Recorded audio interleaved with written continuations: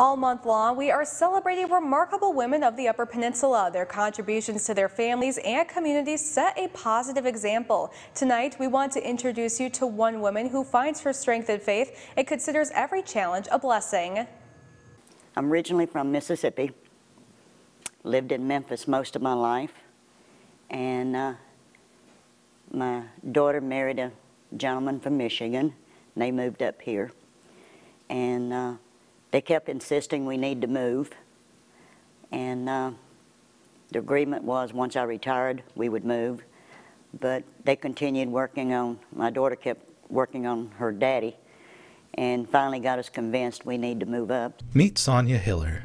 She and her husband have called Dearton home for more than 15 years. I've acquired a lot of talents since I moved up here. I know how to use a chainsaw now. I know how to use a log splitter. Been a lot of things that's come my way that I've had to learn myself. Sonja's life hasn't been without its challenges. My husband was diagnosed with lung cancer 3 years ago, and so that was a trying time. Went through chemo and radiation, and we're now in remission. And then he developed Parkinson's because he served in Vietnam and he was involved with the Agent Orange, and they think that's what transpired. Through it all, Sonja's friends at Harvey Baptist Church say she's never lost her faith. They've been through a lot, their family, since we've known them.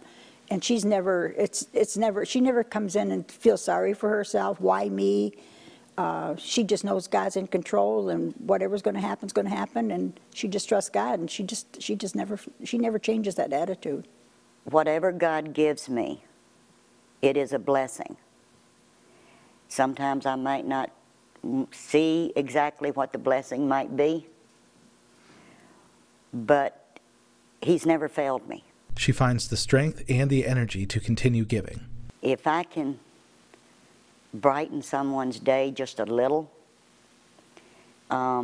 if I know someone needs a few groceries and I can do it, I'll go to town and I'll get them. If they need help doing something at their house and I can do it, I'll be there.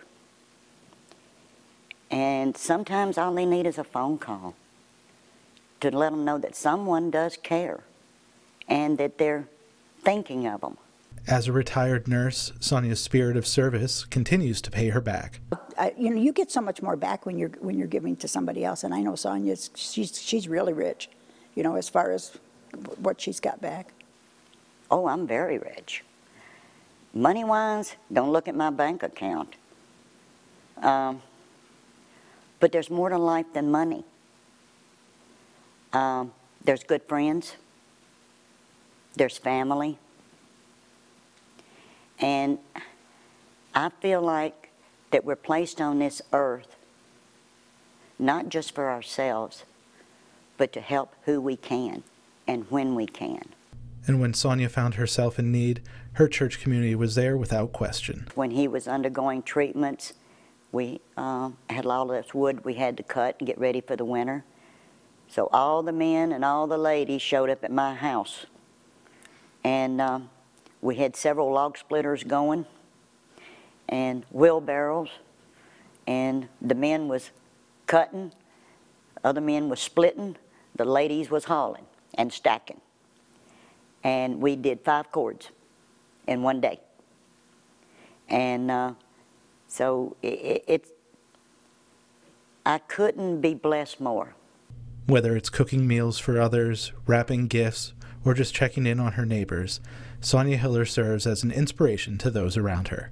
Just watching her is a good example to other people. She's, like I said, she's always doing something for somebody else, so it kind of encourages other people to do the same thing. We're just so proud of her. We're just so... It's just her being her, so it's not like it's anything... She doesn't think it's anything special, When she found out she was nominated, she couldn't believe she was nominated.